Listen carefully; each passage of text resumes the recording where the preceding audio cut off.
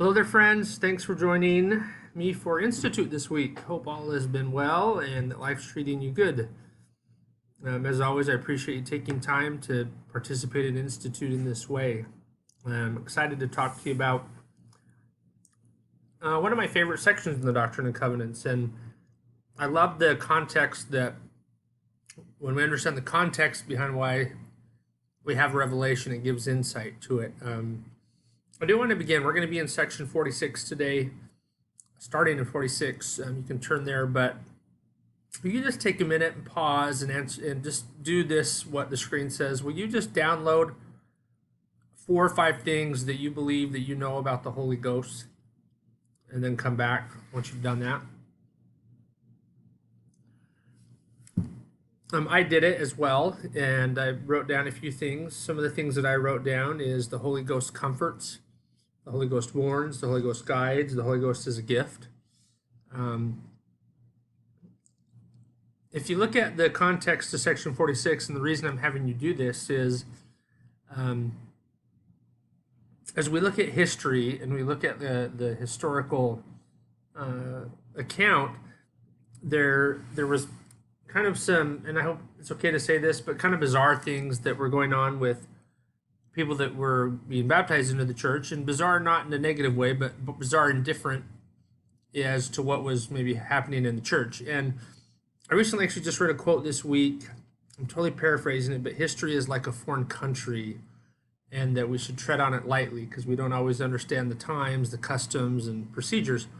And so when I look back at church history, I think it's important to remember that we're a guest and we shouldn't judge, but there was some interesting things happening with those that were getting baptized. There was interesting things going on in the church. This section comes because people that weren't members weren't allowed to attend services. And so because of a few things like this, we get section 46. And 46 has been a blessing to me for many reasons.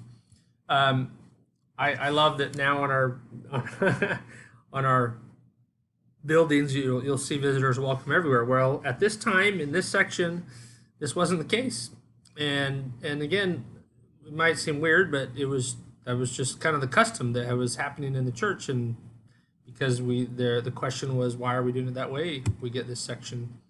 Go with me if you would to verses 3 through 6 in section 46. So as I mentioned, this was asked. I love the answer that's come here, and I'm going to cruise through these. I won't read them all, but as you go through verses 3 through 6, verse 5, I say unto you, you shall not cast out any of your sacrament meetings who are earnestly seeking the kingdom of God. Visitors welcome, right? And I love that was just something very simple. And again, it might sound odd that was even a question that needed to be asked, but they were learning the restoration, I think is a fair way to say it. They were learning how things worked. And because of, again, what had happened with people coming from different faiths, there was some understanding and practices about the Holy Ghost that maybe weren't necessarily conducive to what the prophet was learning and teaching. And so section 46, specifically these verses, were taught about the gifts of the Spirit and what they look like and why they're given. Will you take just a minute, pause the video, go over these, read these verses, and what I want you to do is try to find yourself. In these verses, it talks about gifts that are given to baptized members of the church. Will you see if any of these gifts describe you? That's what I'd like you to do. Pause and then come back. I think one of two things probably could have happened as you've done that. You may have found a few verses that you're like, okay, that verse, that might describe me. I feel like that could be me. Or maybe you read these verses and you're like, I don't see anything that describes me. I don't see anything that describes maybe who I am and what I'm like. Regardless of which of those situations, I hope what we talk about today has meaning for both. Maybe as you read in this section that there are those that have the faith to heal. Maybe you felt like that was you. Maybe you're one that has the faith to be healed. Maybe you have the faith to believe, the gift of belief. That might be your gift. You just naturally believe. there's a lot of gifts that are mentioned here. The ones I want you to focus in on 9, 12, and 26. We take a second and read those, and you'll notice a connection in these verses on why the gifts of the Spirit are given. You can pause it. I'm going to just keep talking, but the reason that the connection that you'll find in these, one of them, is that it's for the benefit of all God's children. These gifts are given to bless all of his children. Well, I want you to think about specifically you in all of God's children. That's all of God's children. And I want you to I want to take you down a path that might not be normal as we read this section, but I hope it's meaningful.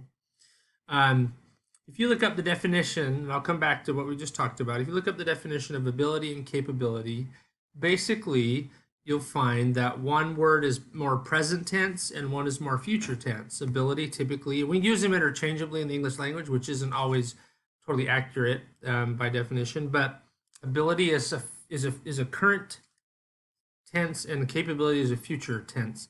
So I'm currently able to shoot a basketball. I'm not currently capable of dunking a basketball. I'm working on it.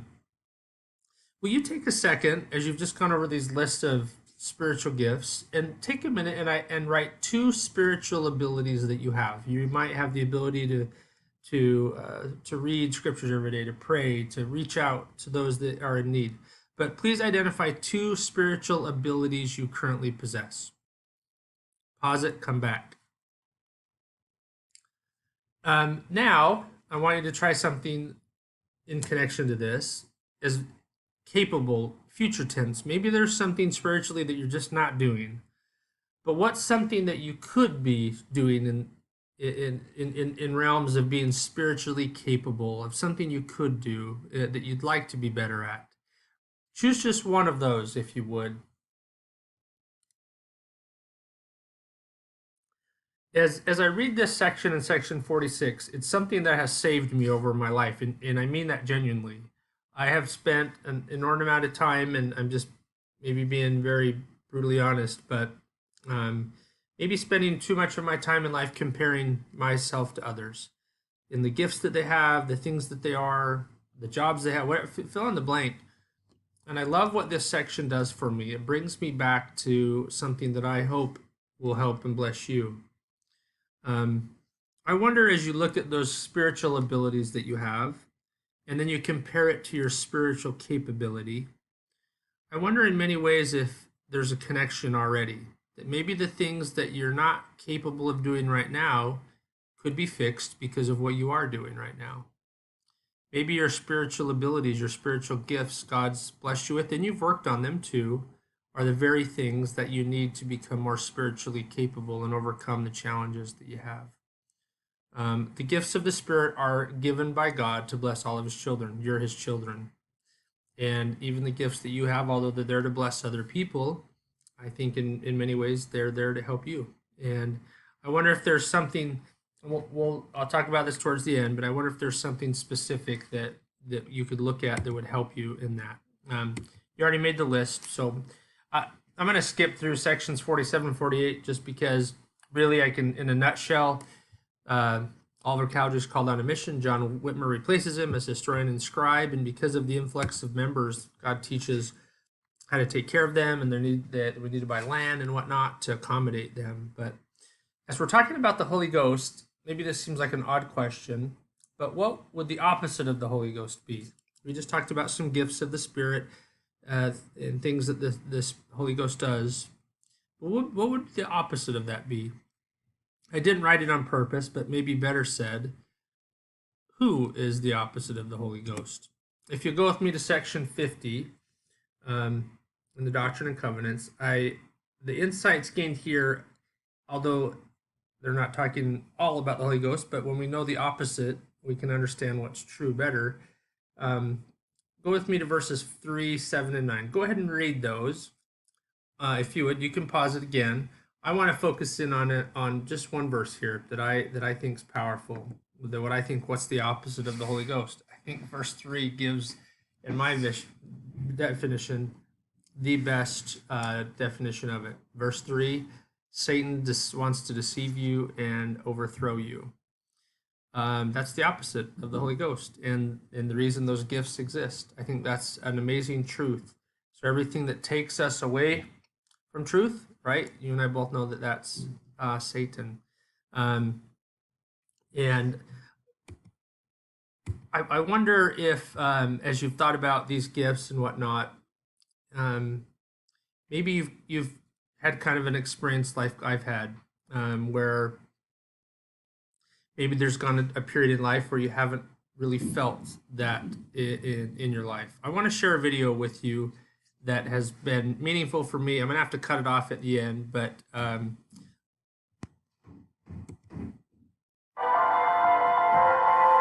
with my friend the Ark was and musical that I'd written with my friend the Ark was going to be off Broadway, and I thought, this is my destiny. I could just see my future unfolding before me.